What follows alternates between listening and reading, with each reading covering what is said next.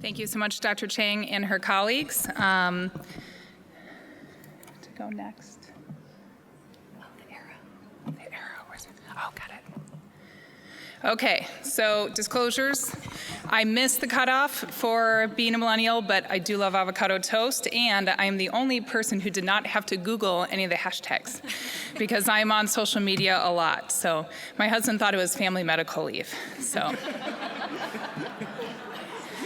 So we've gone through this a bit, but there are, of course, negative and positive attributes about being a millennial.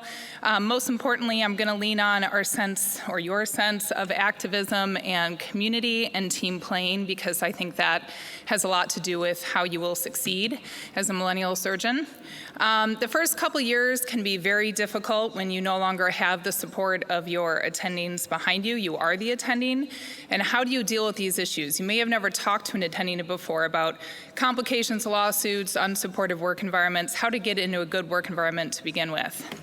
You guys might have heard of this, also called Mount Stupid, where when you start out as an intern, you don't know what you don't know. Then you realize all the things you don't know that you know. And then finally, eventually, with time and experience, you gain the confidence that your knowledge should afford you. So everyone has complications. It's important to remember the reason you're a surgeon, the reason you got picked for residency, the reason that you have passed the boards is because you are resilient and you have grit, and you will get past this. There are good coping mechanisms that we should all rely on. I think we don't do this enough, especially as attendings, but talk over your complications with your peers. Figure out if there's something else you can learn from the bad outcome. And then this sometimes is even hard for me. Resist the urge to put your head in the sand and see the patient less. You should actually see them more. So for patients who've had a bad complication, I call their family members or talk to them in person every day to make sure that they understand what's going on. That's actually been shown to be protective against lawsuits, although that's not why we should be doing it. But there's something I came upon when I was researching this talk, the second victim syndrome. And I have certainly felt this without even realizing that there was a name for it. But this is a syndrome in healthcare where the healthcare provider who's been involved in the complication or responsible for the complication undergoes a period of depression, bitter, angriness, withdrawing, and can affect their performance. And in some cases, in the case of a nurse a few years ago who administered a wrong dose of a medication, the patient died, she actually killed herself. So we need to understand that we are all at risk of this, and the more we talk about it, the better off we'll be. Next thing, I know we're going to have a little bit of this later, but just know that you will get sued. I have been sued. I was sued in residency on patients I'd never even seen. You cannot take it personally. The vast majority of the time it is not. And this is something I learned, that we are actually on par with OB-GYN for the number of lawsuits against general surgery. The majority of these are dropped, dismissed, or withdrawn. Very few go to trial, and the majority of those are won by the defendant. So just keep that in mind. It can be an extremely humiliating, embarrassing experience to go through, but again, it's probably going to happen. So if you see here the percentage of patients of physicians who have ever been sued, highest for OB-GYN general surgery, the majority of people have been sued, and look at the number of claims per 100 physicians. It's the highest for us. And then this is, again, increases with age, where 75% of our colleagues will be sued by the time they're over 55 in general surgery. The law is not fair. That's not always the point. You can't stick with that. It's a different language. It's a different set of behaviors. You have to learn this. It can be very lonely going through the lawsuit until you've gone through the deposition. You can't necessarily talk about it with any colleagues in this case once a lawsuit's been filed. You do have your spouse. If you have a spouse, that is covered, and you can always talk to your lawyer, and there are some great resources that hopefully a good malpractice lawsuit defending docs can help you with. switching gears a bit, what to look for in a job. I think it's easier to pick a good job than get out of a bad one. So in terms of working with an unsupportive work environment, that's hard. There's certainly things you can do, but just make sure you're really doing your due diligence. We are not well prepared as trainees to figure out what's a good job. What I would recommend is talk to as many people as possible, do research about the partners you're joining, know the difference between loss of autonomy if you're hospital employed versus loss of salary security if you're private practice. There is pluses and minuses to all those different practice settings. And then what you really want is supportive mentors and partners. Will they double scrub with you for the first couple months to years if you need it? Are they available for intra-op consults? Will they say yes anytime you say, hey, I need help? I have all this. I'm lucky. Not everyone does.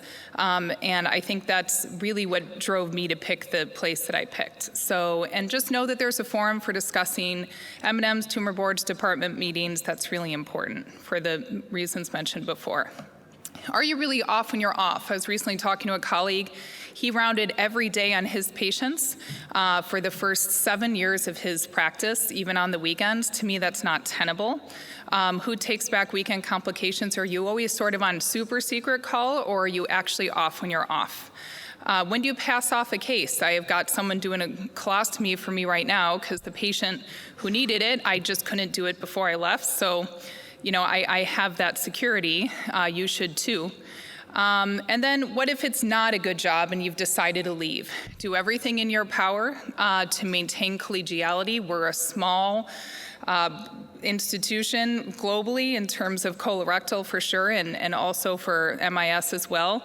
It's a small world. People know things, and try to maintain any sense of bowing out with grace as possible. One thing you should know about, hopefully not when you're leaving, but before you even take the job, is how does tail coverage work and non-competes. Some states have this, some don't. Some are enforceable, some aren't, but it's important for you to know this before you sign the contract. So tools to bolster against the angst. Like I said, I'm actually, although I'm not really Catholic, I went off Facebook for Lent, but I did have to log back on just to screenshot that, so I hope I'll be forgiven. But building a community is really important, and it can be a virtual one or it can be an in-person one. A lot of you I know from Physician Moms Group. There's a Surgeon Moms Group, and I encourage you all to be on. I'm on the Oregon Physician Moms Group too. But the SAGES Colorectal Forum, run by my friend and colleague Dr. Dan Popowich, is a great one. International Hernia Club, you guys might be aware of a lot of these things. Honestly, 80 to 90% of my Facebook time is spent on these two. So, citywide journal clubs, I run our Portland, Oregon one. We have a monthly group division meetings. And really, I think it's very important as people go through time and groups get bigger or different needs, make sure you're seeing your colleagues, not just in the hospital. Get together socially at each other's houses. Make sure you're having social time too. Last thing, imposter syndrome. When does the attending get here? I felt that way sometimes. Know that that will get better with time. And then lastly, managing parallel hierarchies are very unstated sometimes. You may be the boss of your division, you may not be the boss of the hospital, and the nursing administration might be able to overrule you. You have to know how to play well in this sandbox with those other parallel hierarchies. Lastly, we'll go through this, but make sure that you know how to build up your own firewalls. I made sure that I have a lunch hour built into my clinic. I stopped my clinic later or earlier than was initially planned for me when I was breastfeeding my child, and be aware of, especially women, unpaid admin roles. There are a lot of those. You should demand to get paid for your time because that's just as important as seeing patients. This is my box of hope from patients who have sent me notes. You don't get these as residents, you do as attendings, and it helps a lot. When I've had a bad day, I read through these. And then this is the most important thing. You have to remember this will bolster you against everything. My kids don't care about my CV. They don't care about what's happened at work. And although we're very committed surgeons in the end, it's a job, and remember that. Okay, thank you very much.